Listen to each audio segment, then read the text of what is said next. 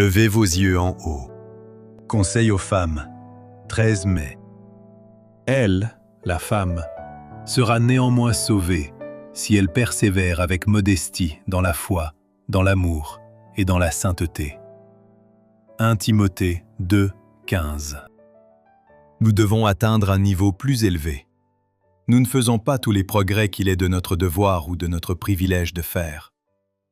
Comment se fait-il que nous nous servions des talents que Dieu nous a donnés dans les affaires séculières et non à son service? Ne devrions-nous pas avoir un intérêt plus grand pour les choses éternelles que pour celles qui concernent nos besoins temporels? Nous avons entendu exprimer le désir que les maris et les familles entrent dans la vérité. C'est bien. Ce devrait être un souhait éminent. Mais faisons-nous tout notre devoir? Faisons-nous tous les progrès que nous devrions faire? Ne sommes-nous pas loin d'accomplir notre devoir dans notre marche en avant? N'agissez pas en naine spirituelle. Nous aimons voir les nouveau-nés et observer leur mine de bébé. Mais les mêmes réactions nous répugneraient chez un enfant de 2 ans. De même, la femme chrétienne doit croître. Soyez conformes au Christ et non déformés. Sentez-vous ancrés en Christ. Qu'il y ait de la solidité parmi les sœurs qui sont seules. Évitez la frivolité et veillez constamment. Les abondantes bénédictions du ciel sont prêtes à se répandre sur nous. Ne soyez pas égoïstes. Pour beaucoup trop, la religion ne consiste qu'en ceci: moi et ma famille. Elles ne feront aucun effort pour en aider d'autres et leur faire du bien.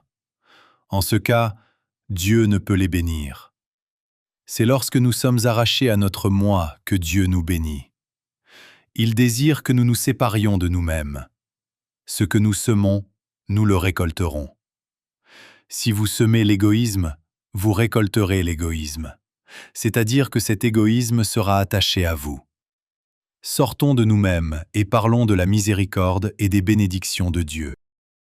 Que toutes les sœurs sentent que, si elles n'ont pas de mari sur lequel s'appuyer, elles pourront s'appuyer plus fermement sur Dieu. Chacune de nos sœurs peut être une missionnaire vivante et illuminer chaque réunion. Agissons-nous comme si nous avions été appelés des ténèbres à une merveilleuse lumière, ou comme si nous traînions un boulet derrière nous? Nous devons parler lumière et prier lumière, et la lumière pénétrera. Si seulement les femmes de l'Église voulaient montrer que Dieu peut travailler par elles. C'est Marie qui la première prêcha Jésus ressuscité. De plus riches bénédictions attendent celles qui affrontent les conflits les plus angoissants, car le Christ est un secours qui ne manque jamais dans la détresse. Mais nous devons nous débarrasser de notre égoïsme.